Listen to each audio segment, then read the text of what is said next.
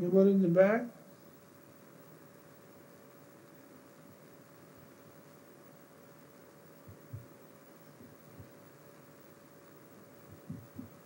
Gentleman in the green.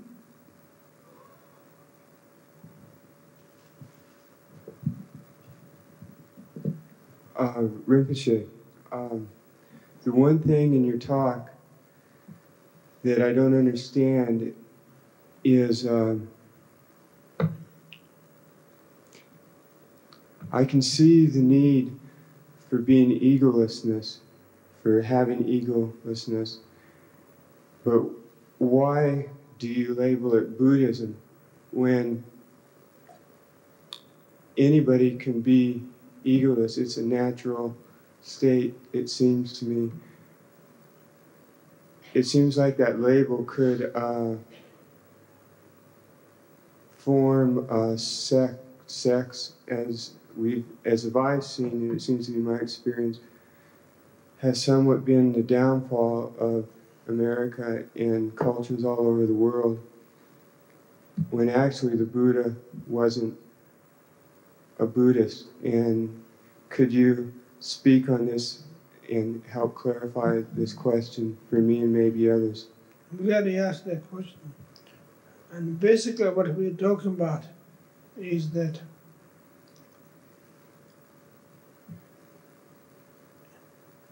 the question of non-theistic approach. Basically, that there's no divine being who grants his favor or her favor to anybody. Usually it becomes his favor.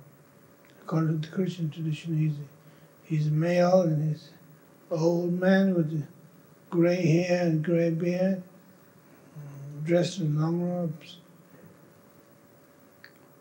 whatever. That we're not talking in those terms particularly. And the question is just simply and purely that if you look for great-grandfather,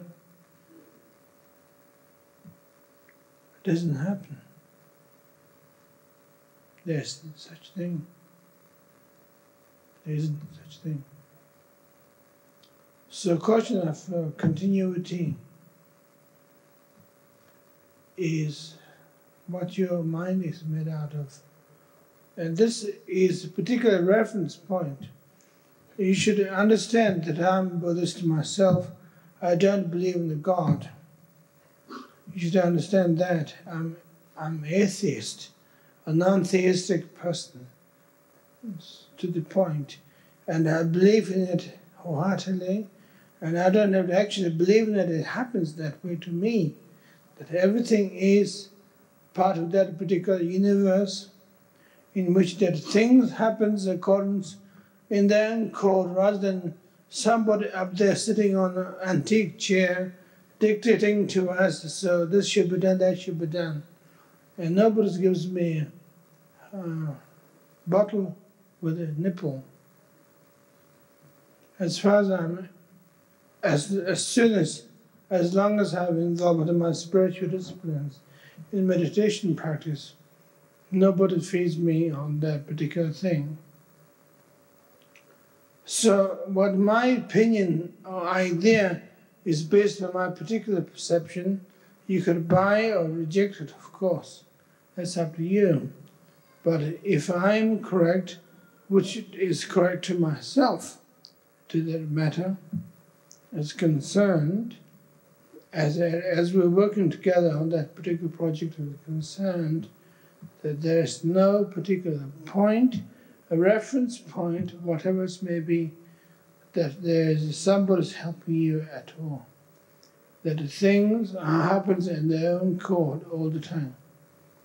And no great administration is high above happening.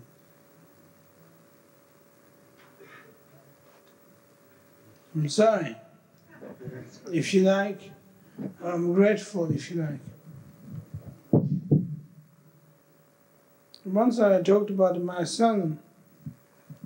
He asked, is there God? I said, no. He said, phew. I'm glad about that.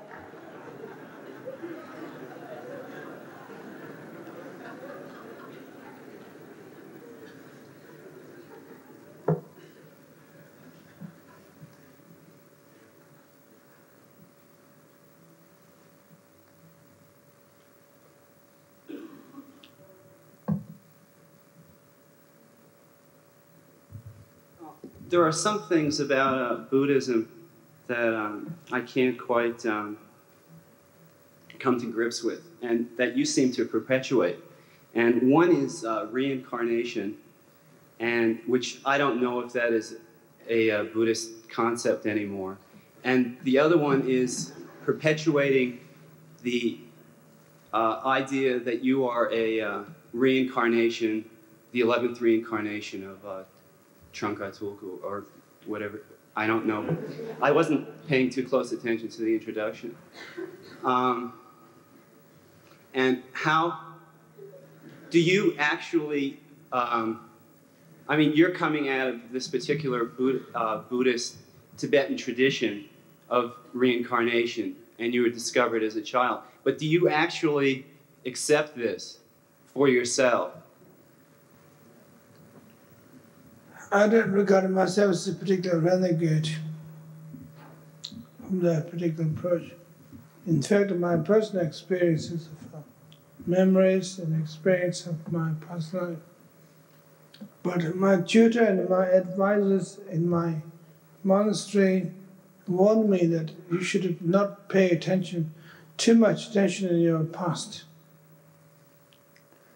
That's the situation.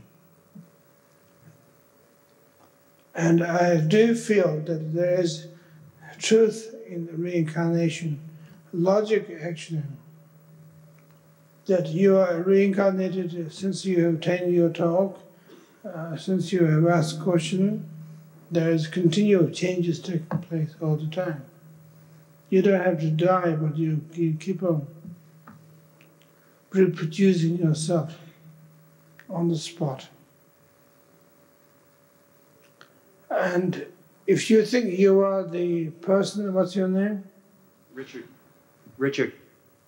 The same Richard that who attended the talk, who are just about to attend the talk, are not the same Richard at all. There was another Richard who was going to come in, walk in, sit down, and then another Richard is sitting here, another Richard is going to go walk out. And you are not really Richard at all. You are nobody. That's it.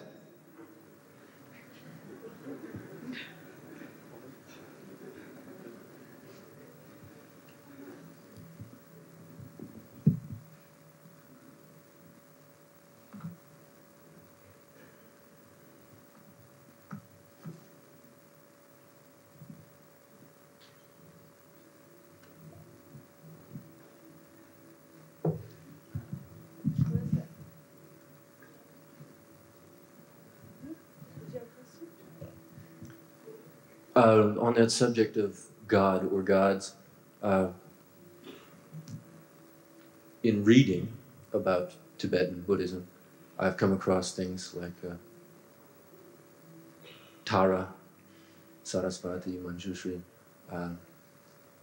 these energies or whatever they are, that do sometimes get called gods or deities of Tibetan Buddhism. I'd like to know, instead of reading more about them, what your personal relationship is to these things. Unless you lose your ego, you can't communicate with them. Because they are the expression of your egolessness, basically.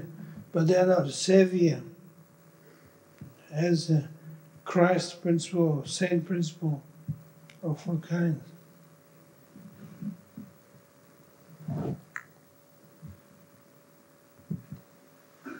Gentleman over there, short sleeve.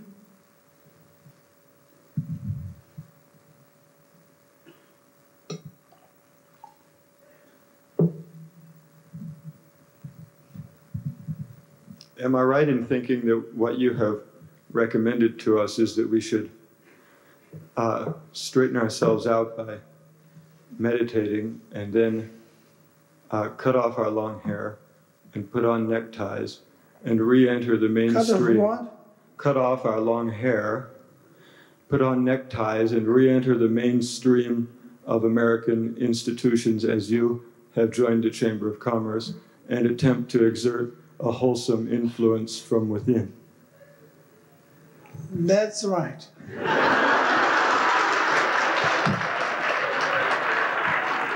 But give them a little Buddhist twist, which they were very confused, and sometime they will be understanding. That's good. I think that's good ending, actually. Fantastic.